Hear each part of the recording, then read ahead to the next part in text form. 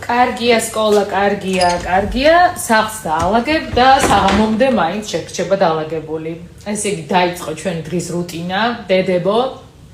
ბავშვები სკოლაში ბაღში მოვიდა, სახლი დაალაგა, საჭმელი გააკეთა, სამსახურში გაიქცა. ან ვიღაცას შეიძლება ჯერ სამსახურში გაიქცა აქვს. არ ვიცი.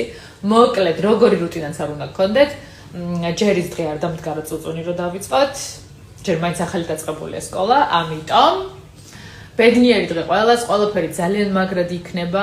ვუსურვებ ბავშვებს რომ სწავლა როგორც დღეს და გუშინ უხაროდათ, ისე უხაროდათ მთელი წელი.